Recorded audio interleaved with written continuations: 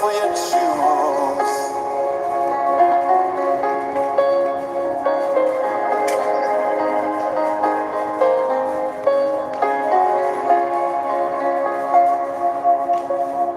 Great is Yahweh and greatly to be praised in the city that bears his name, the city of Elohim. Hi everybody, my name is Jason, I'm Caden. I'm Jaden. I'm Nicole. I'm Eli. and we are dealing with a bunch of bad dogs at the moment. Please give us a second so that we can get everybody out of the way and dealt with here. And they're all going to rise up like they always do. And our apologies. 1 second here.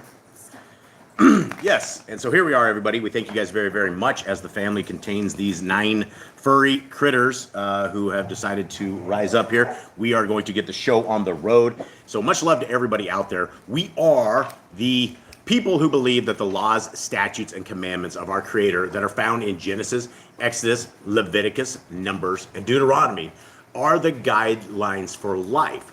We believe that our priest, our high priest, his name is Yahushua, most people know him as Jesus the Christ, is going to come back, and he's going to reign, and he's going to reign for 1,000 years where we are able to pull. He's going to reign forever, but the first 1,000 years we hopefully will get to reign with him. And this is our hopes and that our dreams is that we are able to find this kingdom to come, that we are able to find the people of our Creator, and the people of our Creator are far different than the rest of the world. The rest of the world is right now enjoying festival holidays. They are getting ready for New Year's, when it's not a new year in anything but except the Gregorian satanic calendar. And so we have people that are, this is the deck the halls time. This is, we wish you a Merry Christmas, right? This is the time that everybody is on their knees to Satan right now, and they're going to get their kids on their knees. They're going to go before a pine tree that we've been told in Jeremiah that we should absolutely not cut down. And they're going to cut it down, and they're going to put it in their house. And they are going to get their kids, and they're going to bow on their knees with these presents underneath of a tree that is adorned with balls of silver and gold and a star on the top of it. And this is the world that we are in, that the entire world has accepted the day of Satan. And it not only have they accepted it, but they've embraced it. And for those who do not embrace it, you're called fuddy-duddies. What do they call them? Scrooges, right? We're called Scrooges if we don't enjoy the festival time. If we do not embrace Satan like the rest of the world, we are the outcast. And we should be the outcast, because if you are decking your halls around with reindeer antlers on your cars and you're embracing the satanic holiday, you are part of the world. Your daddy is Hasatan. That is what the scriptures say. We are told to stay away from pagan holidays. We're told to stay away from all this evil stuff that we are. But yet here we are on the day of Satan coming across. We have what, 15 days left, 10 days left till this very, very holiday. And so those are what separates the people of Yah from the people of Hasatan. And the people of Hasatan are going to have these mistletoes. They're going to have all of the satanic stuff, and they're going to embrace it, and they're going to like it. And unfortunately, even everybody is in on this whole scheme, and it is really hard to find people that don't celebrate these wicked holidays. And so if you are those people who do not celebrate the wicked holidays, we salute you. We thank you guys for following Yah's ways, and we can't wait to meet you guys in the kingdom to come. All right, Jade, start us off. Hear, O Israel, Yahuwah Elohim, Yahuwah is one. You shall love Yahuwah your Elohim with all your heart, with all your being, with all your might. And these words I am commanding you today shall be in your heart. You shall impress them upon your children, and shall speak of them when you sit in your house, when you walk by the way, when you lie down, when you rise up. And shall bind them as a sign on your hand, and they shall be as frontlets between your eyes. You shall write them on the doorposts of your house and on your gates. Okay, that is the Shema, and that is a huge piece of biblical doctrine that we have right here, where it tells us our Elohim is one. He is not two, he is not three, he's not multiple, he is a jealous Elohim, which means he's not going to share his deity with anybody, and he never has and never will. Now his son, is the Son. It is the Son of the Most High who came, who walked the Torah absolutely perfect, and was killed for it. Kate, start us off in prayer. Gracious Father, we thank you once again for this day that you have set apart for us. You appointed, you said, if you will follow my commands, I will be your people. And you told us to take this day and rest on this day and to spend time with you on this day. And we are here doing your commands. We ask that it is counted as righteousness for us. We ask that people here with us are also blessed, that it also counted as righteousness for them, that they are part of the family of you, that we are all part of your family, that we're doing your will today, and that we are learning from your word what you have set out for us to read today, what you have made for your people to read for thousands of years later. We ask that we get something good from it, that we ask that we get what we need. And if there's anyone new here, that you change their hearts today, that you show them the way, that you show them your Torah, and that the works of Yahushua can be shown through them. And we ask all this in Yahushua's name. Amen. Absolutely. The works of Yahushua. And the works of Yahushua keep the commandments. And he says, if you love me, you will keep my commandments. And all throughout Scriptures, from the front of the book all the way to the end of the book, it is the exact same theme. If you keep my commandments, I, who's talking about Yahuwah, will be your Elohim. And it goes opposite as well. If we decide not to keep the commandments, then Hasatan is our lowercase Elohim by default. There's no middle road. There's no 50-50. You can't edge to one side, and you can't sit there and dabble in the world, have one foot in the world's pool, and expect that we are going to be worthy of the kingdom to come. The kingdom to come is for people who have chosen Yahuwah's ways, and his ways are found in the Torah. And this is what we will be reading right now. We will be reading the laws, statutes, and commandments of our Creator, and we will put them before you guys. And if anybody out there has any kind of questions or any kind of comments, definitely put it in the comments section. What we're reading that they read way back in the days when the people activity and the people didn't know the Torah. This is what the people started reading. And when the Nehemiah and Ezra started reading these books, these laws, the people started crying. The people stopped, they stopped doing what they were doing, and they started to rejoice, and they realized that there was a better way, a way forward. And these modern day religions of set and forget it, raise your hand at 8 years old and you're saved, unsaved, always saved. Doctrine tells us that is not the way. Doctrine tells us very clearly out of Messiah's own mouth that many people will try to cast out demons. Many people will do so many things in the name of our Messiah, and he will tell them all to depart from him because you work lawlessness, because you work Torahlessness, you have been rejected from the kingdom. This is Matthew. So if you are looking for the kingdom road, if we want to be a follower of Christ, which is what a Christian is supposed to be, you're supposed to be a follower of Christ.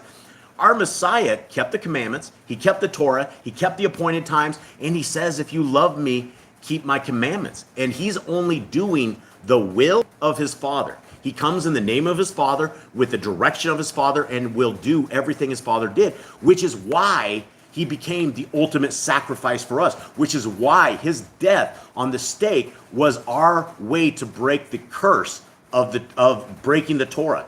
We have a blessings and we have curses. When we keep the Torah, we're blessed. But from the time that we put our hand in that cookie jar at 3 years old and we steal a cookie, we fall under the curse of it, and the curse is spiritual death. Our Messiah came and did it, and he gave us a way out of these sinful lands that we are walking, where everybody is literally getting on their knees to Satan, and you're the outcast if you don't do it. So this is where we are into the laws, statutes, and commands, which we read every Shabbat, and we're going to read them with you right now. Did you have anything? Did you want to say hi to everybody? Oh, let's say hi to everybody. Let's do it. All right, we have Jeremy Callan, What's up, Callan? What's up, little buddy? and then we have a new name, Hazel Williams, Hi, Hazel. Days Rainey, Hey, Days Rainey. Ruby, Ruby. Candy, And Candy. and Irma, And Irma. and Mama CAA, Awesome. Good to see you. Cindy LJ, and Ollie. Oh, Cindy LJ and Ollie. Ollie, if you're... Sure test too. Yeah, Ollie, if you're here, much love to you, little brother. Much love to you, and give your mama a hug, and Cindy, give little Ollie a hug for us, will you? We have another new name, King Waymaker. Hi. Donna is another new name, Donna Haysmith. Hi, Donna. And let's see, got Mama CA, Genie Not of This World, Yay, Jeannie's here. Emissary Elohim. Sweet. Donna says she's here from North Carolina. What's up, Donna from North Carolina? And I think that's everybody. If we missed you, please, please, please accept our apologies. Emissary, did you say hi to Emissary of Elohim? I said him. Okay. You said Donna. Yeah, so Emissary of Elohim is a good buddy of ours, and we really, really appreciate all of you guys, man. You guys are all family to us. We're not, if you guys are like preachers or anything of the sort, that is absolutely not us. We are simply a group of family. We are reading together as scriptures from the middle of the jungles of South America. And we love scriptures. We love the laws, statutes, and commandments of our Creator. We love Yah's people. And we love Yah's people because it's very, very rare that we find commandment-keeping people anywhere around. And so all of our family that we have, our natural family, they've completely disowned us and our ways. They are, they are people that just don't care about anything other than just worldly stuff. And so it doesn't matter how much we try to bring them around to Yah's ways. We don't have a tremendous amount of family, so we consider all of you guys, especially in this live chat, family. And we've talked with you guys over the years, and we really, really appreciate the camaraderie that we have amongst Yah's people, because Yah's people mostly are all the same. And even though we get our times wrong, even though we get our dates wrong, even though we can't figure out certain calendars and various things, we're here trying. We're here doing everything we can possibly do to get into sync with the ways of the kingdom to come. And the ways of the kingdom to come are built upon the Torah. And the Torah, again, is the first 5 books of scriptures. And it's alive. The Torah is alive. It's all around us. The ways of the Torah are things that we can implement in every facet of our life. We can have it guide our lives. It can be a litmus test against everything in this world. And if we get near breaking of the Torah, then we know that we should step back from what we are doing, because we are going to be having our Father frown upon the actions and deeds that we have. If he does it, it means everything. From the dietary laws all the way down to where you don't drink blood, you don't eat fat. It all makes a difference. And so we are the people who are attempting to try to bring all of these things that make a difference, things in our lives that we hope that you guys will embrace into your guys' lives. And this is all scripture. What you will never find at this channel is you will not find man-made doctrines. You will not find anything other than just the straight scriptures. And that's all we have. We preach against, not preach, we teach against Christianity. We teach against the rest of these 50,000 billion religions that are out there, where not a single one of them follows scriptures. You will not find it. You can go to any religion anywhere and you can ask them for what they believe and they will give it. And if you put that against what scripture says, they're all going to be off. And so we want to find the kingdom path, and the kingdom road isn't in man-made temples. It's not made in anything other than scriptures themselves. So here are the commandments of Yah that we are going to go over. And if anybody has any questions as we're doing it, let's discuss them in chat. Okay. Mr. Cole, do you have something? Anything? We have a couple more people to join. All right. Bonecat 1. Bonecat 1, what's we up? Need Yah, which is Diane. Hi, Dan. And Brooklyn. And Brother Glenn made it. Big hugs to Marina as well. Big hugs to Brother Glenn. Much love to all the guys out there. All right. Commandment number 1 is to be fruitful. Commandment number 2, multiply. Replenish the earth, subdue it, have dominion over the They are bearing in every tree is for food. Man and woman should build their own families. Master sin. Every clean moving thing that lives shall be food for you. Do not eat the blood. Walk before me and be perfect. Guard Yahuwah's laws, statutes, and commandments. Every male shall be circumcised 8 days old. Teach your children commands and guard the way of Yahuwah. Keep the Passover. Pesach. Did I just miss one? Yeah, remember Yahuwah's name for all generations. Now keep the path around. Keep the feast of unleavened bread, festival of Matzah. There is one Torah for the stranger and the Hebrew. Sanctify all firstborn to Yahuwah. There are no mighty ones before Yahuwah. You shall not make graven images. Do not bring Yahuwah's name, do not. Keep the Sabbath. And if you guys notice, there's a lot of scriptures right here that talk about it. And if you do a search on Sabbath throughout all of scriptures, it's everywhere, including the Apocrypha. There's one thing that's very, very clear when you read the scriptures, is the 7th day is a day that is very, very important to our Creator. It is important to Him because it is what fixes us. We can cruise and we can go hardcore 6 days a week, but if you continue on and you keep going 7 days, your body breaks down. When you start keeping Shabbat, your body changes, your heart changes, your mind changes, and you get that rest. And that is why we have an amazing side, Hasatan. He'll have you work 7 days a week, 24 hours the rest of your life, and you'll never have a day off, and your body never recovers. But yet our Creator knows that we need this day of rest to chill, to get caught up, and to get close to Him. Okay, next, honor your parents. Do not kill. Do not break wedlock. Do not steal. Do not make false accusations against your neighbor. Do not covet anything of your neighbor's. Do not make an altar from rock that a tool has touched. Do not go up to the altar by the steps. If a man steals cattle, he shall restore it 5 times. Yahuwah's laws for criminals. Do not lie with beasts. No sacrifice to other gods. Do not oppress a stranger, fatherless, or widow. Do not charge your brother interest. If you borrow your neighbor's raiment, return it to him before sunset. Do not curse the ruler of your people. If you borrow your neighbor's raiment, return it to him before sunset. I probably jacked it up. I'm like trying to read the comments as well as this. You guys just read through these. There. Where are we? 39. 30, I don't have a number. 38. Do not curse the ruler of your people. Do not eat what is torn of any beast. No false report. Do not follow them to do evil. Do not judge unrighteously against the poor. Bring back your enemy's cattle if you find going astray. Help the animals of your enemy. Stay away from rumors and gossipers. Take no bribes. Do not oppress the stranger. Love the stranger. Give your land rest in the 7th year. Do not mention any pagan names. Keep the feast of Yahuwah. Do not cook your goat in his mother's milk. Obey the messenger Yahuwah sends before you. Do not bow down to other Elohim. Serve Yahuwah. Make no covenant with other Elohim or outsiders of the land. Do not make or use anointing oil on a normal person. Do not make or use perfume on a normal person. Do not eat the fat. Do what you say you are going to do. Return what is your neighbor's. Obey Yahuwah's dietary laws. Women's Okay, time separate. let's talk about this real quick. Obeying Yahuwah's dietary laws. I was thinking about this the other night when I was I think it was Cindy LJ that posted a picture of I think it was lobster. It was supposed to be lobster, and Brother Glenn was like, "Is that cockroaches?" And it looked a lot like cockroaches. It looked like. So I started thinking about this, and as we are understanding the Levitical dietary guidelines that we have, and it's all found in Leviticus 11, is where this is at. But the animals that we eat are animals that do not kill other animals and eat them. The things, and I didn't think about this till later, but this is something, we have everything. Let's name off some clean food real quick, boys. Cows. Yep. Goats. Yep. Chickens. Yep. Sheep. And all of those things right there, they are not carnivores, right? Don't go out and kill things and eat them. Now, what are some things that are unclean? Pig. Vultures, ravens, pigs, Lobster.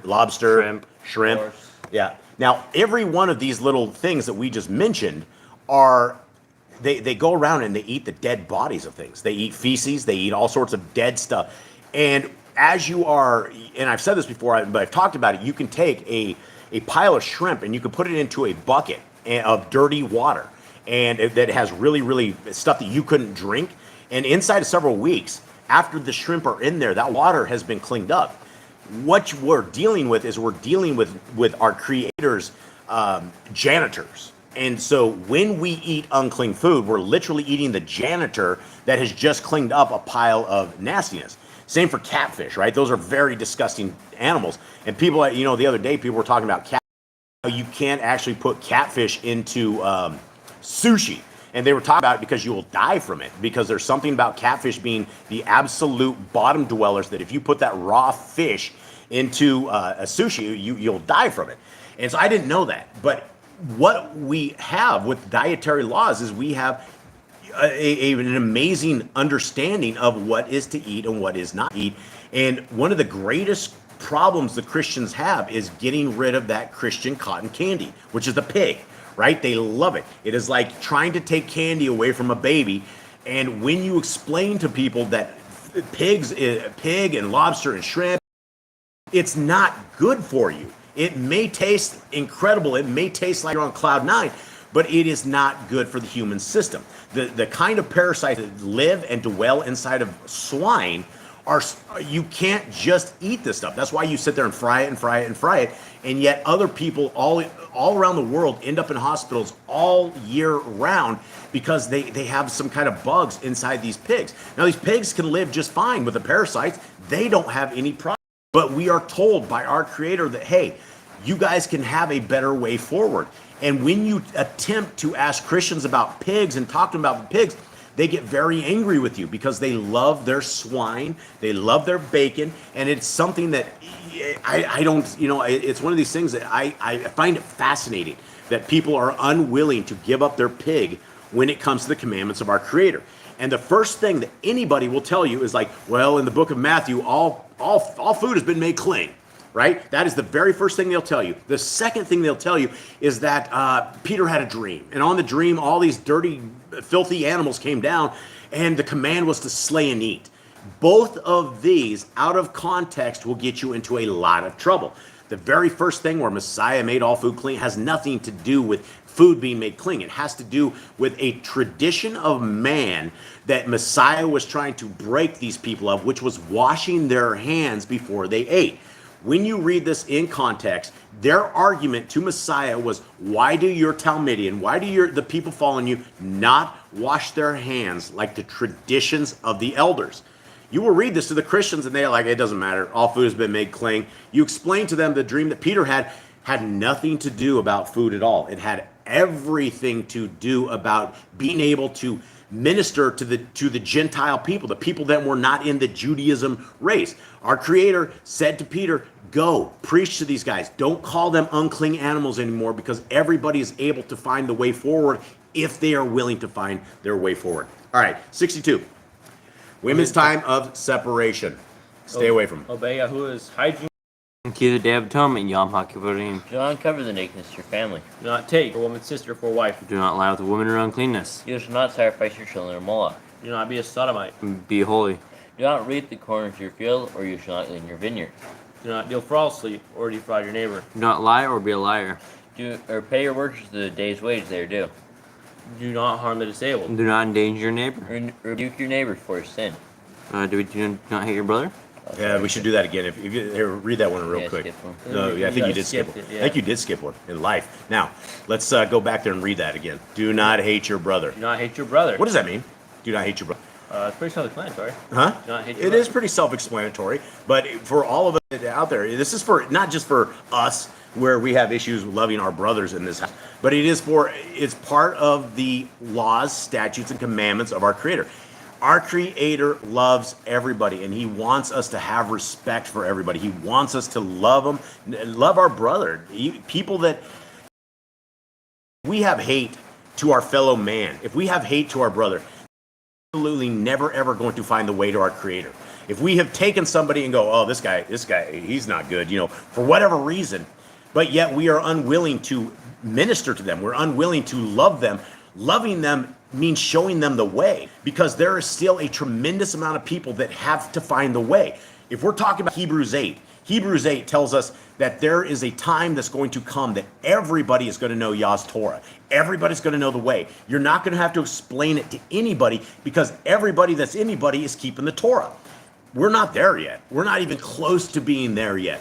So this is why we all, as individuals, have an opportunity to love our brother. And when you love somebody outside of the normal, they're going to be responsive to you. They're going to be receptive to what you're talking about. They're going to want to see why you love them when other people don't love them. So this is a chance and a change that we can all have, where we can minister to everybody. But it comes with loving. And when we look down on people, when we hate them, you're never, ever going to be able to minister to them, because they're not going to be receptive. 78, rebuke your neighbor for his sin. Love your neighbor as yourself. Do not diverse your. Do not mingle linen and wool. Do not lie with the taken woman. Do not eat fruit of the tree for 3 years. Do not practice sorcery. Do not round your beard or the corners of your head. Do not cut yourself for the dead. Do not prostitute your daughter. Do not get tattoos. Yeah, do not defile your temple. Respect your elders. Do Do not consult the medium. respect your elders. Slow down, fellas. I don't know what Slow down, fellas, so you can get this right, please. Have correct weights and measures. Do not walk in the manners of the nation. Keep the feast of first fruits, Shavuot, Omer Count, Pentecost. Keep the Feast of Trumpets, Yom Teruah. Keep the feast of goats, Shemini Atzeret. If you blaspheme the name of Yahuwah, you shall be put to death. If you kill your neighbor's animal, you must give him another. Repay injury for injury. Honor the Yobel, Jubilee year. Confess your sins to Yahuwah and repay who you have trespassed against. The Torah be an Nazir. Wear zizi on the four corners of your garments. Laws of whoever touches a corpse. Follow Yahuwah's Torah. Keep your oath to Yahuwah. Do not add or take away from the word. Very important, guys. I'm going to stop real quick and make a quick point on this. Deuteronomy 4:2 is something that everyone needs to understand. All these man-made doctrines that we have, that we've accumulated, say for instance we decide we want to worship on a Sunday, on a first day, right? The day of the sun, Sol Victus, the day that has been pagan since the beginning of time. They all the Catholics, Constantine, all of these guys, they wrapped all of this up in there to try to group everybody under the same thing. Sunday's the wrong day. But if we are believing that Sunday is the right day, and if we are going into hang out one Sunday, we're adding to or taking away from the word. The same as, you know, an easy one to debunk is a Catholic religion, right? According to the Catholics, you have to say penance. You have to go into a little box with some guy who's just some sinner like everyone else, and you have to tell him your sins. And this guy in the box will literally tell you your sins are forgiven and to go sin no more. He'll tell you what you need to do for penance and that you need to say 7 Hail Marys and then it's all said and done, right? None of that is scripture. Not a single thing is scripture. When we call a pope the father, right? It clearly says, Messiah says we're not to call anyone father, but yet you have taken a religion, and Catholicism is an easy one because it's just straight satanic. And it's everything about it from the beginning of it to the very end of it is completely satanic. And that really upsets a lot of Catholics. But if you want to defend it, let's defend it with the word of our Creator. We are not to do what the Catholics do. They have graven images all over the place, from the beginning of their little churches to the very end. All of their mass that they do where they are everything. The complete system is satanic. But at the same time, it's the Christian religion is completely satanic. They will have you doing and eating unclean foods. You don't have any laws. You've nailed the laws of our Creator to a cross, and then you don't have to keep them because Messiah came and fulfilled them, which is an absolute lie. He came and made them full. He went and walked the Torah absolutely perfectly, which is what fulfill means. It doesn't mean that he abolished what his dad had done for us for all time. The Torah is a gift. It is something that if we put it on the cross, we are giving back a gift that we've been given. And the Torah will keep us alive. That's the point of the Torah. It keeps us alive spiritually and physically. All right, continue on. Guard your soul. Learn to fear Yahuwah. You shall love Yahuwah with all your heart. Bind the laws upon your hands and the frontlets between your eyes. Write the Torah on your doorposts. Do not tempt Yahuwah. Do what is right and good in the sight of Yahuwah. Do not be afraid of your enemies. Remember Yahuwah. Circumcise your heart. Cleave to Yahuwah. Swear by his name. Destroy graven images. Do not make an idol of Yahuwah as the pagans do their Elohim. Rejoice in all Yahuwah has blessed you with. Do not do what is right in your eyes. Do not hearken to the words of the false prophets. Do not make any baldness between your eyes for the dead. You shall not eat any abominable thing. All right, let's hold on real quick. Where are we at? What number? 128. 128. All right, so let's talk. I think it was Jeannie that was talking about. Jeannie, there is nothing more glorious looking on a woman, a pair of tzitzits. If you have some tzitzits on, Nicole's been sporting these things around for, 8 years? Something of the sort. It is I would absolutely wear tzitzits. If you've never worn tzitzits before, there is no command about being female or male. It's the sons and literally the sons and daughters of Yasrael who were commanded to wear them. And so it is a commandment. And not only that, it's one of those marks of Yah's people. When you're going around and you're wearing tzitzits, it is unfortunate. Most people will look at you and go, "Oh, you're Jewish," and then you're like, "Well, no, we're not Jewish. We don't go to that religion either. That's just a man-made religion of all these things." But we are told that we need to wear tzitzits. And in the end times, when people see people with tzitzits, and they will say, "Take us to your Elohim. Show us the path to Elohim Most High." And that's where we show them the Torah. That's where we show them the gospel. That's where we show them the greatness of our Creator, because we have found it. And when you are starting to wear tzitzits, it is something that you don't really want to leave the house without. And so we all wear. I will not leave my gates without tzitzits on. I do not go anywhere without tzitzits. It feels to me like a covenant, like a peace that if I am going without tzitz, it's a problem. And in the past, we've actually found people. We were at it was like 10 years ago. We were at some little what they call a gringo market here, and we had people come up to us and say, "Hey, who are you? Seats, and why do you have blue in your Z seats versus the white?" And that just leads you into these conversations that you can have about the commandments and more things that our Creator has told us to do. Okay, was there anything else on that? Okay, 127. I don't know where I hit it. You shall not eat any abominable thing. You shall give to a stranger of clean food that dies of itself, but you shall not eat of it. Give tithe of your increase of end of the 7-year lease. Do not borrow from a nation. Do not harden your heart, nor shut your for. Guard month 1 of Yahuwah's calendar. 3 times a year all males shall appear before Yahuwah. You shall make judges and officers in all your gates. Do not plant Asherah poles near the altar. There must be 2 or 3 witnesses. Hearken unto the Nabbi, the prophet Yahuwah has chosen. The prophetess of Deuteronomy. Do not remove your neighbor's property line. How to deal with false witness among Torah keepers. The first child is get double portions. If your brother's cattle or clothes are lost and you find them, you must return them. A woman should not wear what pertains to a man, nor a man wear what pertains to a woman. If you find a bird's nest, the mother and the babies, or eggs, take the babies, but not the mother. If you build a new house with a flat roof that it'll be lived on, you must put a railing around it. Do not be a prostitute. Do Do not use dirty money. The law of divorce. not take a person's millstone for a pledge. If you lend to your brother, do not enter his house to get your payment. He must bring it to you. Return his clothing before sunset, if that was his pledge. Do not oppress a hired servant that is poor and needy. Every man shall be put to death for his own sin. Do not go back for the forgotten sheep in the field, neither for the stranger, fatherless, and widow. Do not muzzle your ox when he treads out grain. If your brother dies and has no child, you shall take his wife and the firstborn after your brother. At the end of the 7 years, you are to read the Torah at the feast of Sukkot. All right, so there we have it. And as Eli is getting us set up on there, I saw it. Who is it? Irma. It was Irma. I don't know if it was Irma. I actually thought I saw Jeremy's stuff. That is how you absolutely know the difference between people that are in covenant with our Creator and people that are out of covenant with our Creator. Is not only with the tzitzit, but the color of the tzitzit. And you will not find Jewish people wearing any kind of blue in their tzitzit. In fact, it is against in their Talmudic books.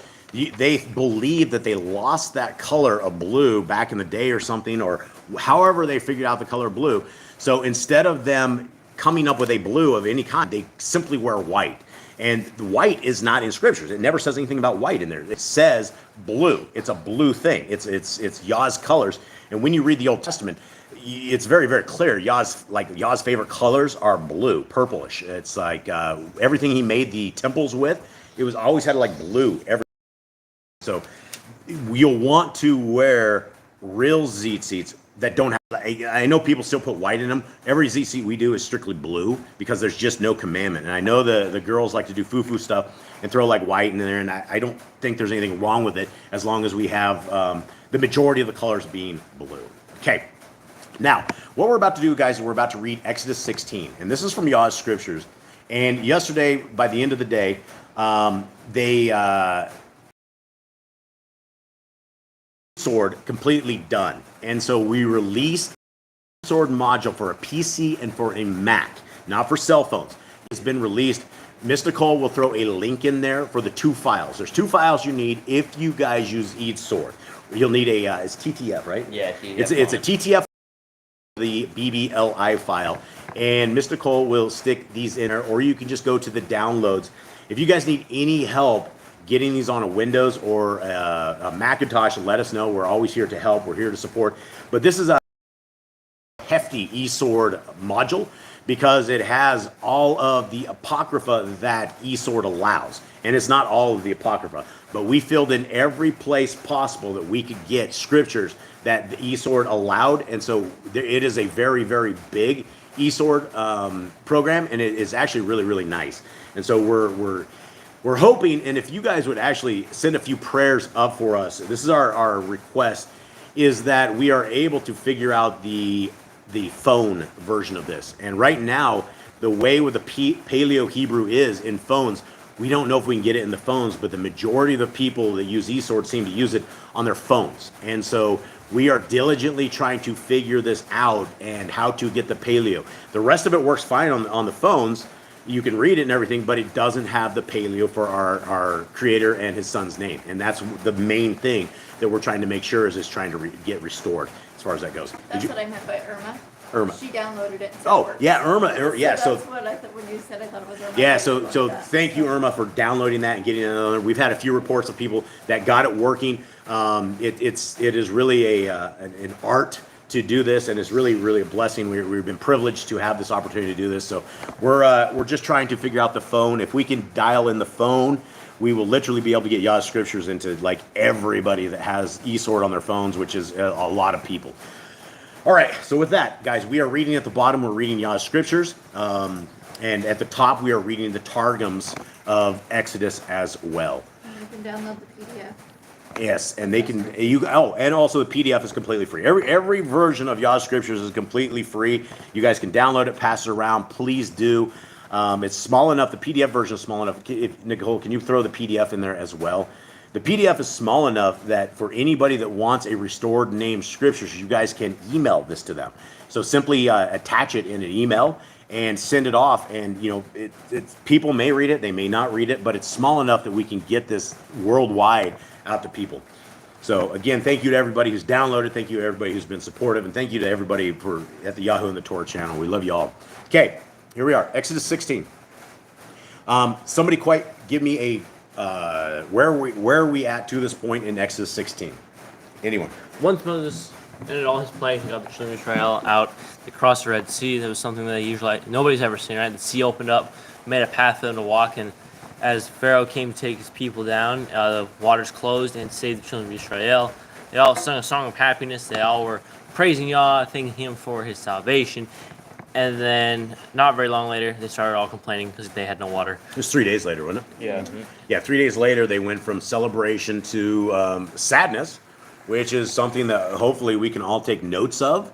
That we need to praise our Creator more in sadness than probably in happiness. When we're being tested, when we're being tried, this is when we really need to praise our Creator, because there's things in the supernatural that none of us can see. There's things around us that none of us are able to understand. And that is why the power of prayer is something that is incredible. And why I think I'm going to coin the phrase is that we all need to start praying until we start praying. And oftentimes I will sit there and my mind I just start praying and my mind is gone. All of a sudden I'm like thinking about things. I'm like, wow. And I apologize to our Creator. I'm like, wow, I'm really, really sorry. I have an attention span of a goldfish. I can't even like keep in prayer for 30 seconds. So it is an art that we need to do. We need to get in communication with our Creator. He absolutely listens.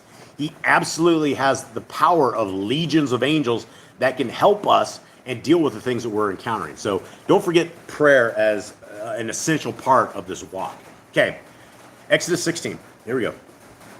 And they departed from Elim, and all the congregation of the children of Israel came to the wilderness of Sin, which is between Elim and Sinai, on the 15th day of the second month after their going out of the land of Mitzrayim.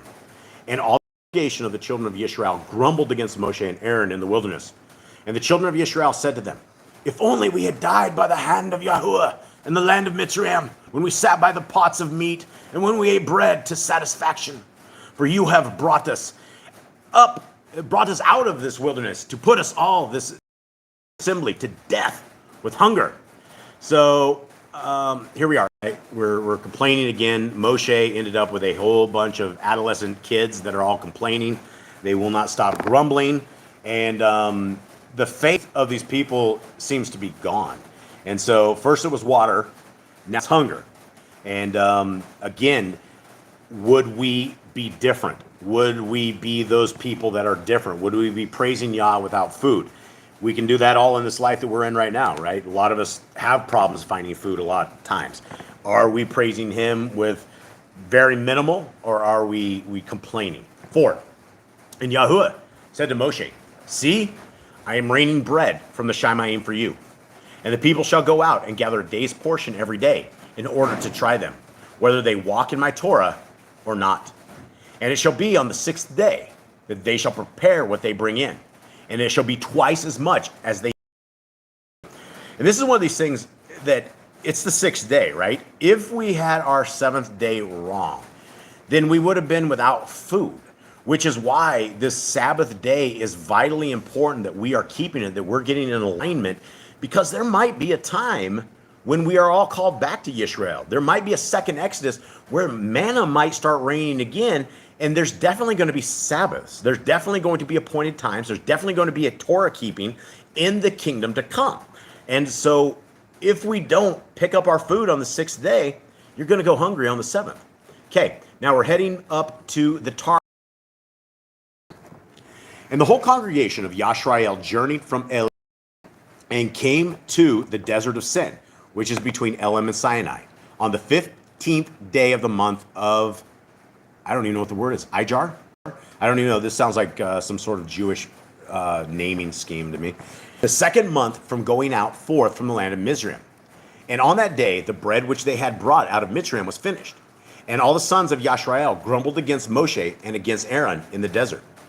And the sons of Yisrael said to them, would we have died by the word of Yahuwah in the land of Mitzrayim when we sat by the cisterns of meat and ate bread and had enough? Why have you brought us out of this wilderness to kill us, to kill all this congregation with hunger? And Yahuwah, said to Moshe, behold, I will cause the bread which has been laid up for you from the beginning to descend from heaven. And the people shall go out and gather the matter of a day by the day, that I may try them whether or not they keep the commandments of my Torah or not. So here we go. You know, this is essentially the test of our life is this bottom part of this verse, right? Our Creator has given us the word of our Creator, Him, right? He's given us all this. He's given us the understanding. But why? Well, I would surmise that it is that whether or not we will keep the commandments of Yah's Torah or not, right? The same concept for them goes for us. Will we obey the Shabbat? Will we obey the appointed times? Will we keep our dietary guidelines? Will we obey the commandments or not? And that is what the resume is that we are all living. Will we to the higher power and succumb to his ways, which his ways are very, very good? And I would like to surmise that the other ways will lead us to death. When we're eating unclean food, when we're doing horrible things, it will lead us to a physical death that is a very bad death. We shouldn't be doing this. Our Creator's here to keep us alive. All right, now I'm heading back to Yah Scriptures at the bottom. And Moshe and Aaron said to all the children of Israel, at evening you shall know that Yahuwah has brought you out of the land of Mitzrayim. And in the morning you shall see the esteem of Yahuwah, for he hears your grumblings against Yahuwah. And what are we that you grumble against us? And essentially, guys, this is the same as what I'm talking about with prayer, right? Yah hears our grumblings. He also hears our prayers, right? And this is why we need to be thankful to him for everything. If you're down to your last egg in your house, you have less than a bag of lentils left, you need to praise Yah that you still have that. When you are out of food completely, then you need to praise Yah that he's here.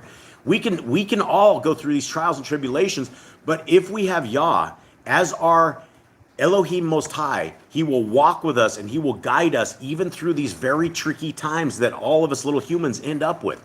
Okay, 7. And in the morning you shall see the esteem of Yahuwah, for he hears your grumblings against Yahuwah. And what are we that you grumble against us? And Moshe said, in that Yahuwah gives you meat to eat in the evening, and in the morning bread to satisfaction. For Yahuwah hears your grumblings, which you make against him. And what are we? Your grumblings are not against us, but against Yahuwah. And Moshe said to Aaron, say to all the congregation of the children of Yisrael, come near before Yahuwah, for he has heard your grumblings. And it came to be, as Aaron spoke to all the congregation of the children of Israel, they looked toward the wilderness and see, the esteem of Yahuwah appeared in the cloud. Moshe saying, I have heard the grumblings of the children of Israel. Speak to them, saying, between the evenings you are to eat meat, and in the morning you are to be satisfied with bread, and you shall know that I am Yahuwah, your Elohim. Okay, let's go back up to the Targums at the top. Let's get down to this part. 6. And Moshe and Aaron said to all the sons of Yisrael, at evening, you shall know that Yahuwah has brought you out free from the land of Mitzrayim. We revealed to you the glory of the presence of Yahuwah. And we, what are we accounted that you complain against us? And Moshe said, by this you shall know when Yahuwah prepares you at evening flesh to eat, and in the morning bread to satisfy, that your complaining wherewith you complain against him are heard before Yahuwah. And we, what are we accounted? Your complaints are not against us. Moshe said to Aaron, bid all the congregation of the draw nigh before Yahuwah, for your murmurings are heard before him. And it was while Aaron was speaking with all the congregation of Yashrael that they turned toward the desert, and behold, the glory of the majesty of Yahuwah was revealed in the cloud of glory. And Yahuwah spoke to Moshe, saying, hearing I have heard the trial before me. Speak you with them, saying, you shall eat flesh, and in the morning you shall eat bread, and you shall know that I am Yahuwah, your Elohim. Okay, now we're heading back to Yah Scriptures at the bottom. We're going to find out exactly what kind of meat is coming their way. And it came to be that quails came up at the evening and covered the camp. And in the morning, the dew lay all around the camp. And the layer of dew went up and brown substance, as fine as frost on the ground. And the children of Yashrael saw, and they said to each other, what is it? For they did not know what it was. And Moshe said to them, it is the bread which Yahuwah has given you to eat. This is the word which Yahuwah has commanded. Let every man gather at each one's need. An omer for one being, according to the number of beans. Let every man take for those who are in his tent. You guys remember back when we figured out what exactly an omer was? How much was that? Anyone remember? It was quite a bit, was it? It is quite a bit. Yeah. Do you remember what it was? No. Like, it was cups and cups of flour, right, or something of the sort. Yeah, I want to say like 6 cups. It was a lot. It was enough for definitely a meal, absolutely meals and whatnot. So it's a lot. If you guys were wondering what that was, It might have been 8 cups because I think it was a quart-sized jar. yeah, a quart-sized jar of flour ground up, and you can make a lot of for sure. Okay, 17. And the children of Israel did so and gathered, some more, some less, and they measured it by omers. And he who gathered much did not have too much, and he who gathered little did not have too little. Each one gathered according to his need. And Moshe said, let no one leave any of it. And they did not listen to Moshe. So some of them left part of it until morning, and it bred worms and stank. And Moshe was wroth with them. And they gathered it every morning, each one according to his need. And when the sun became hot, it melted. All right, so other scriptures we have, people said this was like angel food, right? This was like the food of angels or angel bread. Do you guys remember that? What that was? What do you remember? What book that was? I want to say it was like Jubilees. Yeah, I don't remember. I can't remember what it was, but this is some amazing stuff. What do you guys make of it? That it melts when the sun comes out. Yet if you pick it up prior to that, it doesn't melt. That's the power of Yah. Pretty amazing stuff, huh? The melting part comes even cooler in the Targums. Does it? All right, let's hit it. 13, out the Targums at the top. And it came to pass that in the evening, the pheasants came up and covered the camp. In the morning, there was a fall of Kodesh, dew prepared as a table round about the camp. Are pheasants quails? I don't think they are they? Pheasants has a big, long tail. Do quails have that tail? I don't know. Anyone that looks at, you have internet? Somebody look that up? I don't know if that's the same. Why we have two different birds here. Let's continue on, though. And the clouds ascended and caused manna to descend upon the dew. And there was upon the face of the desert a minute in lines, minute as the hoarfrost upon the ground. Now, what do you suppose that means? And there was upon the face of the desert a minute in lines, minute as the hoarfrost upon the ground. I don't know what exactly that means. Anyone? I don't think that's the same kind of minute we know. I think it's something else. Yeah, I don't know what it's talking. The minute there says substance in lines. Okay, 16:15. And Namely, chicken, quails, and pheasants are closely related, but that's where the similarity ends. When it comes to size, color, plumage, and diet, habit, each Is this of from these Brother birds- different from the other.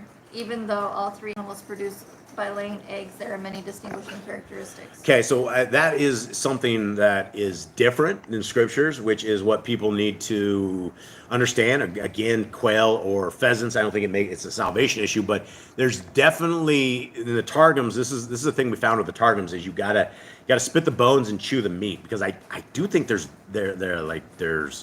I don't think a quail is a pheasant like Nicole said. So let's continue on. 15. And the sons of Yashrael beheld and wondered and said, a man to his companion. Man who? For they knew not what it was. And I don't know, is that a question? Man who? Yeah, I think they were trying to say manna. Like someone said manna or something. Like I don't know what it is, but I think that's like manna or something is what they're saying. Like, that's the only thing I could figure out. The Targums is definitely some interesting stuff. Okay, for they knew not what it was. And Moshe said to them, it is the bread which has been laid for you from the beginning in the heavens on high. And now Yahuwah will give it to you to eat. And sorry, we had dogs doing something weird. This is the word which Yahuwah has dictated. You are to gather of it, every man according to the number of your souls. Every man according to the mouth of the number of the persons of his tabernacle are you to take. And the sons of Yashrael did so, and gathered manna more or less. But when they measured by the omer, nothing remained above the measure of him who had gathered much. And he who had gathered little wanted nothing of the measure, every man according to the mouth of his eating. So they gathered. All right, so I found this fascinating because I was going to comment in Yah Scriptures on this thing, but what it sounds like to me on that, it doesn't matter how much you gathered. At the end, it was the same measurement. They'll all end up the same. Yeah, so if you're some greedy dude out there that's like, I'm going to get 15 omers of this, you look in your basket, you got like 1 omer. And so that's what it seems to me that they're talking about. Okay, 19. And Moshe said to them, let no man make a reserve of it till the morning. But some of them hearkened not to Moshe. Dathan and Abiram, men of wickedness, did reserve of it till the morning. But it produced worms and putrefied. And Moshe was angry with them. This is the first called time. out. Those are Korach's guys again. Yeah, so these are the first time we actually get names to these guys.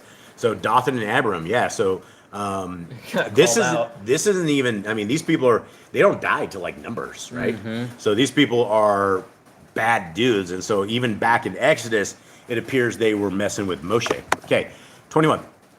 And they gathered from the time of the dawn until the 4th hour of the day, every man according to his eating.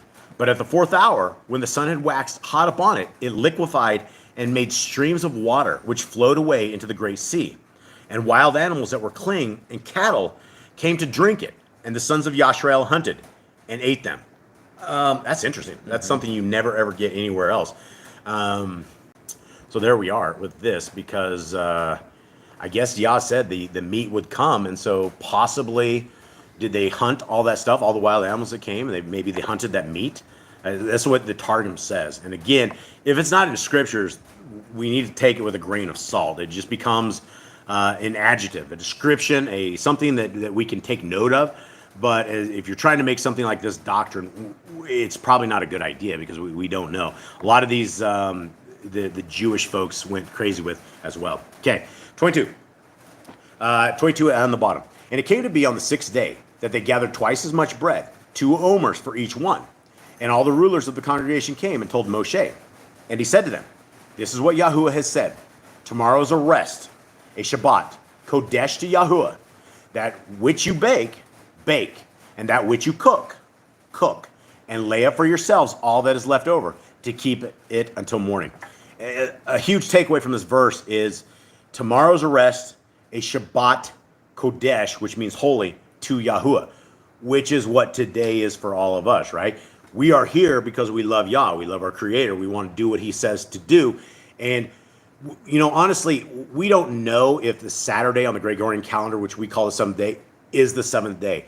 There is absolutely so much confusion on this calendar everywhere that honestly, a 7th day could be a Wednesday. We do not know. We are thousands of years later. You have hundreds of calendars. You have all of these people on this.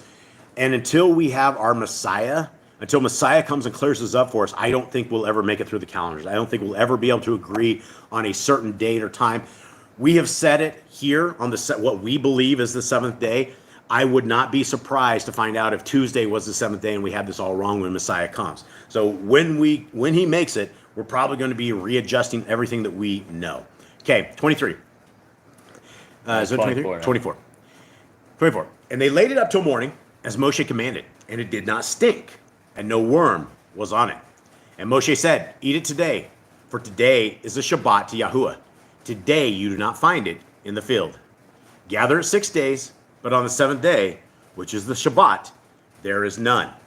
And it came to be that some of the people went out on the 7th day to gather, but they found none. And Yahuwah said to Moshe, how long shall you refuse to guard my commands and my Torah? You know, Moshe, what's he supposed to say to this, right? These are the people of Yah. He's out there watching them. Everybody's supposed to be in their tents. Everybody's supposed to be chilling. But then you have a whole bunch of people that are out in the field looking for manna. They did not follow it. And Yahuwah is very frustrated. He's frustrated this. Moshe is very frustrated. He doesn't know. He doesn't know why these people are so stiff-necked. 29.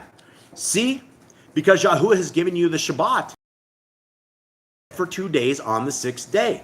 Let each one stay. Do not let anyone go out of his place on the 7th day.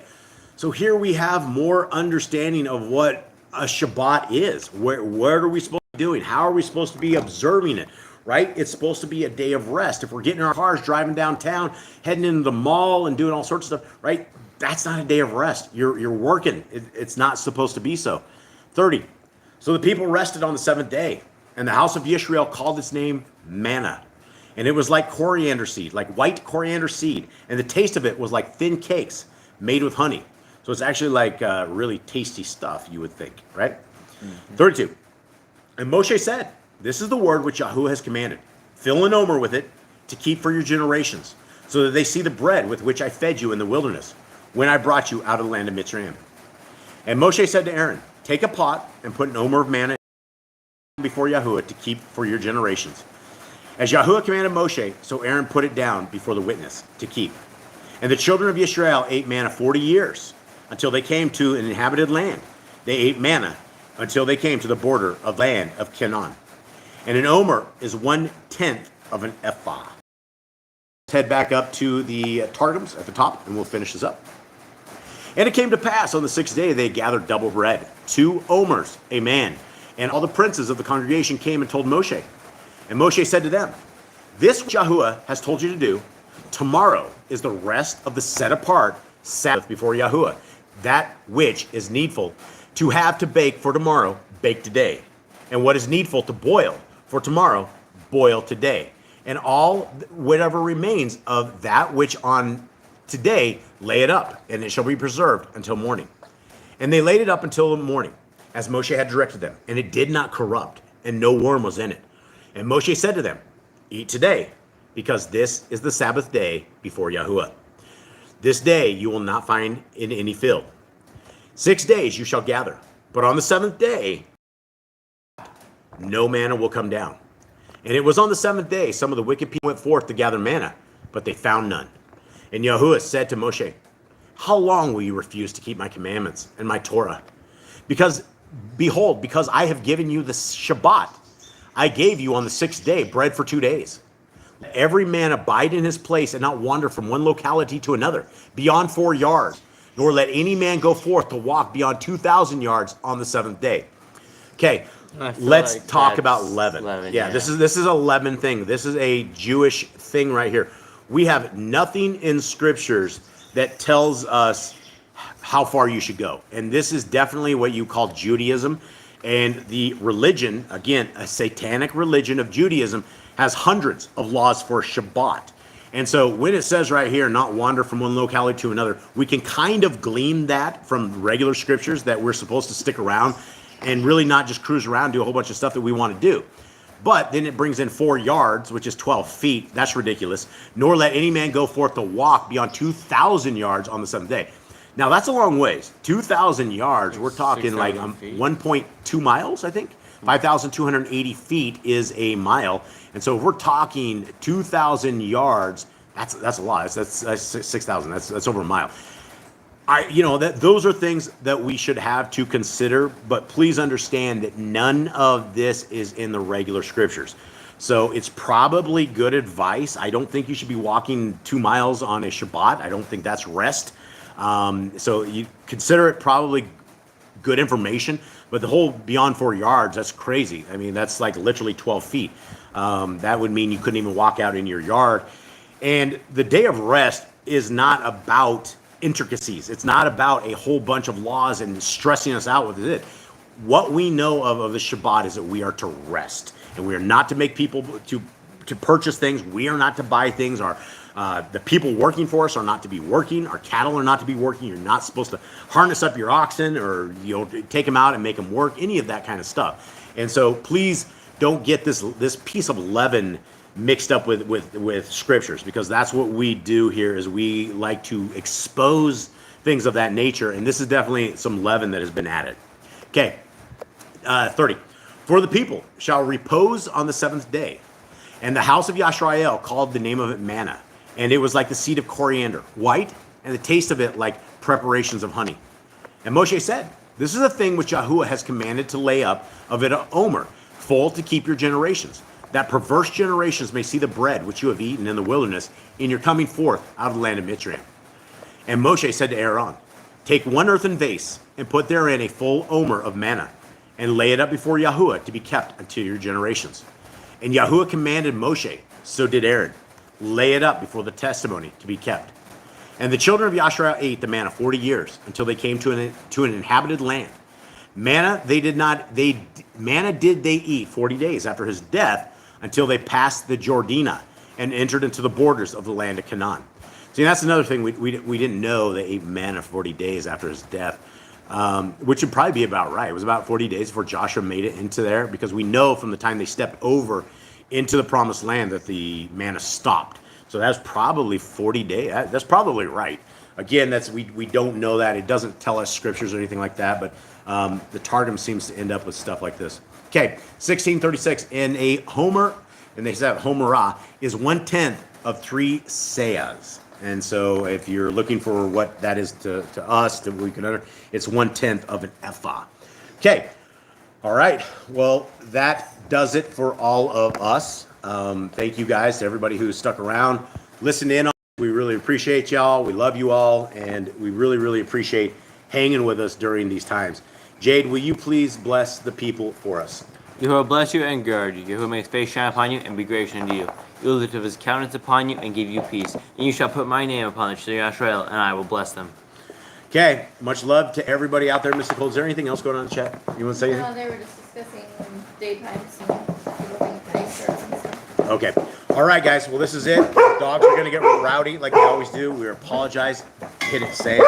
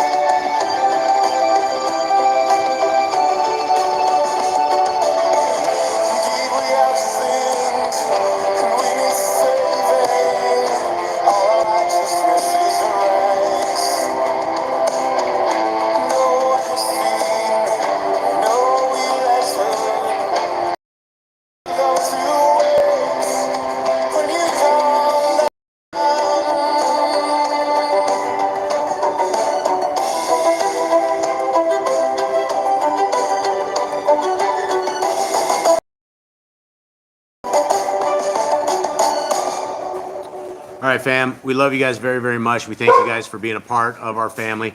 May Yahweh bless you and keep you. May his light forever shine upon you. May he grace us with majesty, and may you forever find the love of Messiah Yahushua. Thank you, y'all. Shalom. Shalom, everyone.